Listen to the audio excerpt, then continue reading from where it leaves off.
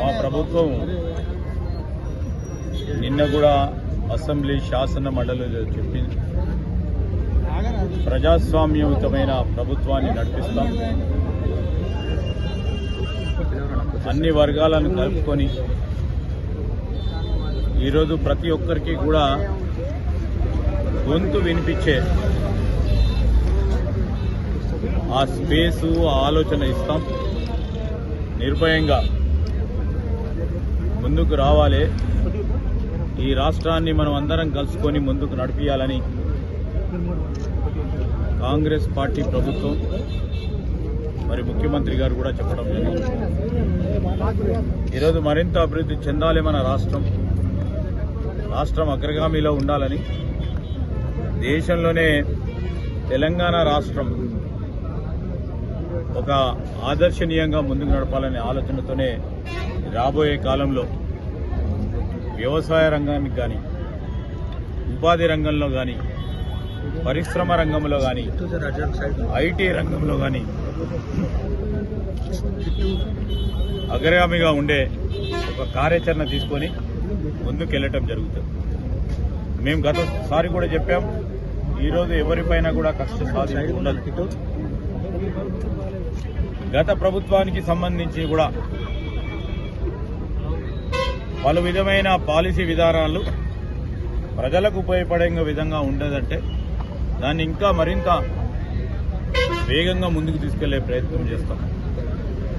మేము ఈరోజు ప్రజలకు చెప్పిన 6 గ్యారెంటీలతో పాటు మేనిఫెస్టోలో ప్రధానంగా ఉద్యోగ సంఘాలు, ఉపాధ్యాయ సంఘాలు, కార్మిక సంఘాలు,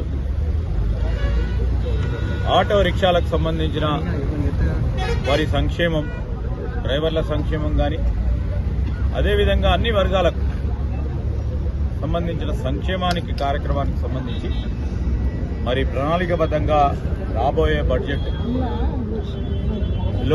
ఇవన్నీ అంశాలను కూడా పరిగణలోకి తీసుకొని మరి మంచి భవిష్యత్తును ఈ రాష్ట్ర ప్రజలకు అందించాలనే ఆలోచనతోనే ముందుకెళ్తా ఉన్నాం. ఈ రాష్ట్ర యువతకు సంబంధించి, నిరుద్యోగ యువతకు సంబంధించి ఇప్పటికే కసరత్తు మొదలు పెట్టడం జరిగింది. తెలంగాణ రాష్ట్ర పబ్లిక్ సర్వీస్ కమిషన్ పరంగా ఈరోజు మేము ఏదైతే ప్రజలకు చెప్పామో ఆ ప్రజలకు చెప్పిన ప్రతి అంశాన్ని కూడా దృష్టిలో పెట్టుకునే మేము అడుగులు వేస్తూ ఉన్నాం. నిరుద్యోగ యువతీ యువకులకు కూడా ఈరోజు తప్పకుండా ఒక కాల పరిమితిలో జాబ్ క్యాలెండర్ని అమలు చేసే ప్రయత్నం చేసి ప్రభుత్వంలో ఉన్న ఖాళీ ఉద్యోగాలను కూడా భర్తీ చేసి వారికి ఉద్యోగ అవకాశాలు కల్పించే కార్యక్రమం చేస్తాం. అదేవిధంగా ఈ ప్రాంతాలకు సంబంధించిన ఇంకెక్కడైనా మరి ఈ సిద్దిపేట జిల్లాకు సంబంధించి కానీ, అటు మెదక్ జిల్లాకు సంబంధించి కానీ ఇక్కడున్న సీనియర్ నాయకులు, మంత్రివర్యులు దామోదర్ రాజనరసింహ గారితో పాటు సోదరులు పొన్నం ప్రభాకర్ గారు వారు తప్పకుండా అభివృద్ధి సంక్షేమానికి ఈ జిల్లాకు సంబంధించిన అనేక కార్యక్రమాలు వారు ప్రణాళికబద్ధంగా ఆలోచన చేస్తూ ఉన్నారు, ముందుకు తీసుకెళ్లే ప్రయత్నం చేస్తున్నారు.